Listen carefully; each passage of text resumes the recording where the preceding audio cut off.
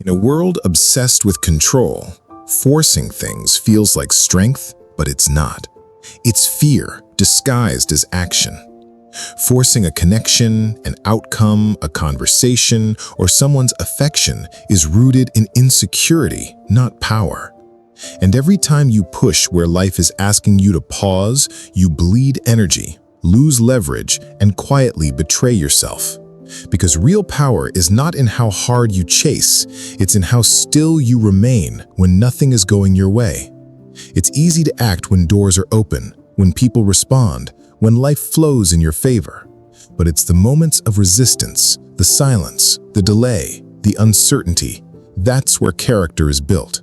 That's where you learn the warrior's discipline of restraint. You're not weak for wanting answers, clarity, or closeness. But the second you try to force what isn't freely being offered, you abandon your center and become reactive. And reaction is the enemy of power. This video is for those who are tired of overreaching, over-explaining, and overextending just to hold on to what isn't choosing them. This is your reminder: nothing real ever needs to be forced. What's truly meant for you will meet you with clarity, with consistency, and with peace, not confusion. So stop pushing. Stop begging life to move faster than it's ready. Sit with the discomfort. Let go of the outcome and learn the deepest truth of all. You don't need to force what aligns with your spirit, because when you're grounded, what's right finds you without a single word. Forcing things weakens you because it places your power outside of yourself.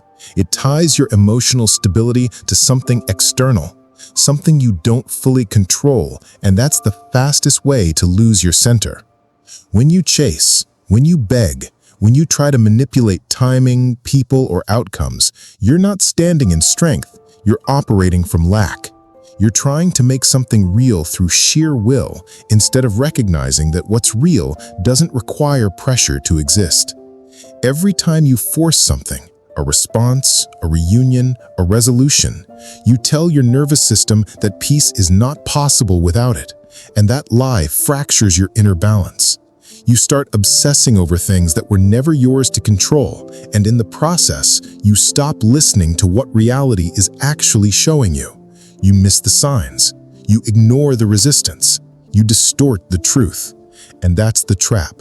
Because the more you push, the more you distort what was natural into something desperate. You become emotionally intoxicated by the chase, not realizing the chase is what's keeping you stuck. This is why forcing anything, whether it's love, closure, success, or timing, ultimately becomes self-abandonment. You override your instincts, your self-respect, and your emotional clarity just to keep something alive that's already trying to die or transform. True power is the opposite. It's stillness in chaos. It's knowing that you've done your part and the rest is not yours to carry. And in that knowing, you stop bleeding energy into things that were never yours to begin with. The illusion of control is the most seductive lie we tell ourselves. The belief that if we just try harder, push more, say the right words, or move the right pieces, we can bend life into giving us what we want. But control is not power. It's anxiety disguised as strategy. And when you operate from that place, you create resistance in everything you touch. People feel it when you're trying to pull them closer than they naturally want to be. Life feels it when you chase what isn't aligned. And the universe, in its quiet intelligence, often withholds what you're not ready to receive until you stop grabbing at it and start embodying the version of you who could actually hold it. Forcing anything is an act of resistance. It rejects the present moment, dismisses the natural unfolding of things, and attempts to dominate rather than flow. But what you resist persists, and what you force breaks. This is why so many people ruin what could have been beautiful, because they couldn't surrender, they couldn't wait, they couldn't allow space for something organic to take shape. They needed answers, control, security, now. But real alignment doesn't come on demand. It arrives when you're calm enough to receive it, when your energy is stable enough to hold it without clinging, And until you drop the illusion that everything must happen on your timeline, you will keep running into emotional walls, confusing resistance with rejection and delay with denial. Let go. Stop wrestling with life. Control is a false god. Peace comes from surrender, not force. When you force an outcome, you unknowingly disconnect from alignment, because alignment requires trust, patience, and a deep connection to your inner signal, not desperation. The moment you begin to force something, you start chasing a version of reality that isn't flowing naturally, and that dissonance creates emotional friction. You become out of tune with what life is actually offering, trying to mold it into what you want rather than accepting what it is. And in doing so, you repel the very things that are meant for you. People can feel when your energy is strained, when your actions come from fear rather than clarity, when your pursuit is rooted in the fear of loss rather than the calm confidence of value. This is why so many lose opportunities, relationships, or peace. They smother what needed space, demand what needed time, and grasp for what was meant to grow freely. Forcing interrupts flow. It turns genuine connection into obligation, mutual attraction into pressure, and possibility into resentment. Even in success, if you have to fight tooth and nail for every inch, forcing every move, you often find that when you finally arrive, the reward is hollow because you weren't in alignment when you built it. It's not that effort is wrong, it's that effort without energetic harmony drains you and destroys what was meant to be effortless. Stop trying to control every detail. Let things come to you by resonance, not force. Because when something is truly meant for you, your peace will deepen as it approaches, not collapse from chasing it. Calm detachment is the highest form of strength because it signals to the world and to yourself that your sense of worth is not up for negotiation. When you can walk away without flinching, when you can stay silent instead of chasing clarity, when you can let people choose you or lose you without collapsing emotionally, you become untouchable. This isn't about coldness or avoidance. It's about groundedness. Detachment doesn't mean you don't care. It means you care so deeply about your peace and power that you refuse to beg for what should flow freely. In a world that praises hustle and emotional overexertion, calm detachment is rebellion. It says, I trust the timing. I trust myself. I don't chase energy that pulls away. People are magnetized to this energy because it carries no pressure, no fear, no desperation. It allows others to come closer by choice, not manipulation. And when they do, they experience something rare. Someone who isn't trying to trap or control them, but simply stands tall in their own truth. This is the energy of kings and queens, of those who have suffered enough to no longer grasp for illusions. Calm detachment forces everything around you to rise to your level or fall away. And that's exactly what you want, because only what's real survives when you stop forcing, and everything fake crumbles when met with silence.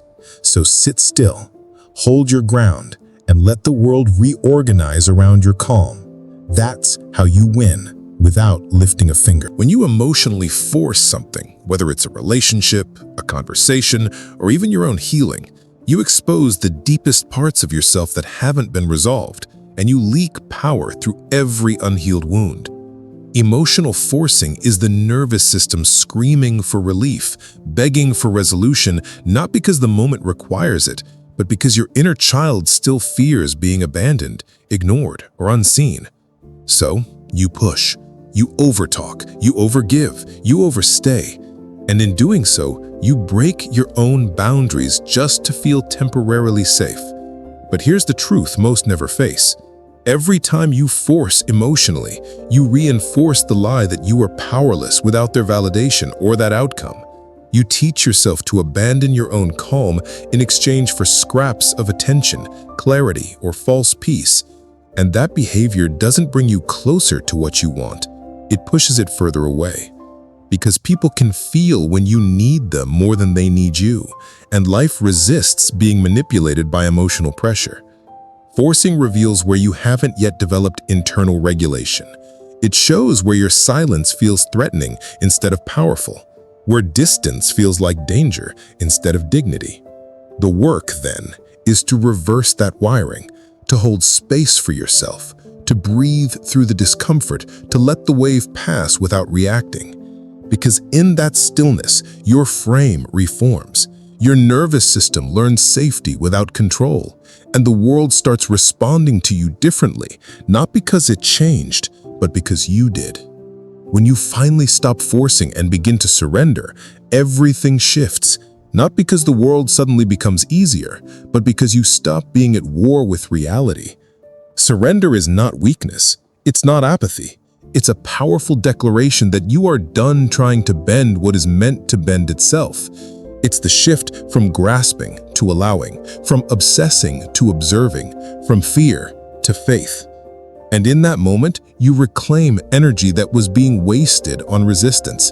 You free yourself from the exhausting loop of overthinking, strategizing, and emotional bargaining. Suddenly, space opens up. Space for peace, for clarity, for alignment to find you instead of being chased. You begin to notice who actually shows up without you reaching, what doors open without you forcing, and how much more deeply you can breathe when you're no longer trying to make things happen on your timeline. This is when life begins to flow. People who left reappear. Opportunities you once clung to return in better form or are replaced by something more fitting. And even when they don't, you no longer feel the same desperation. Why? Because you've stopped equating outcomes with worth. You've started trusting that the right things are not created through force, but revealed through presence. The less you interfere, the more you receive.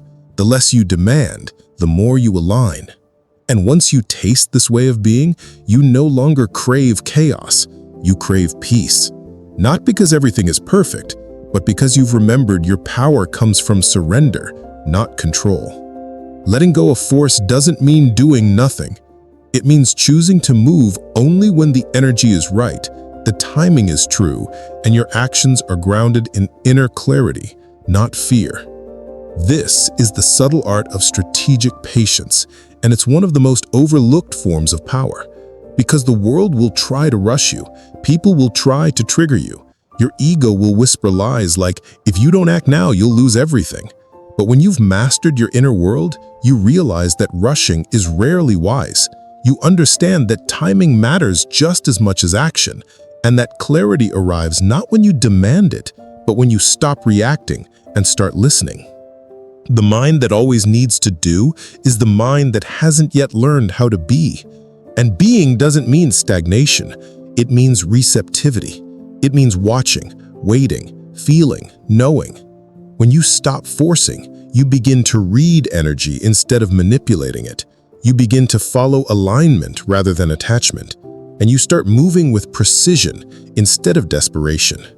That's how warriors make decisions, not from panic, but from presence.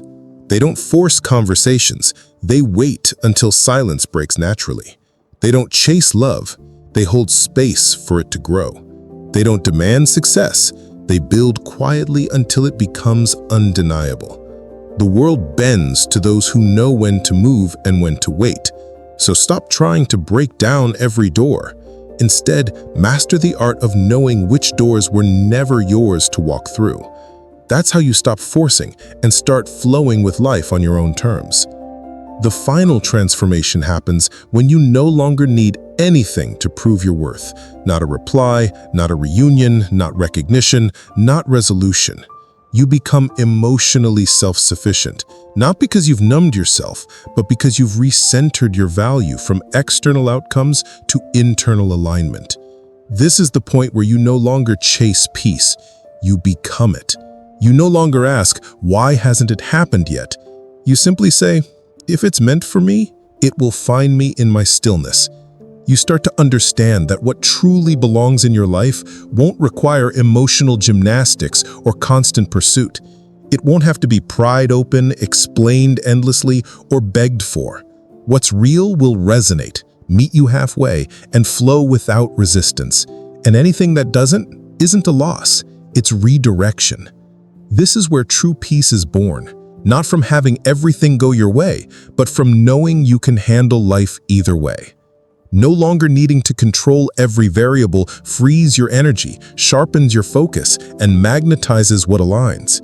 People begin to treat you differently, not because they've changed, but because your silence, your stillness, your refusal to force has created gravity.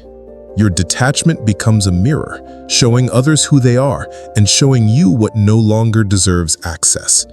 And once you've lived this way, there is no going back. Because once you stop forcing and start aligning, you don't just get better outcomes, you become someone who doesn't need outcomes to feel powerful. That's emotional freedom. That's what makes you unforgettable. You've just unlocked a deeper truth. Control is an illusion, and force only breeds resistance. Real power lies in surrender, in mastering yourself so fully that you no longer need to push or pull the world around you.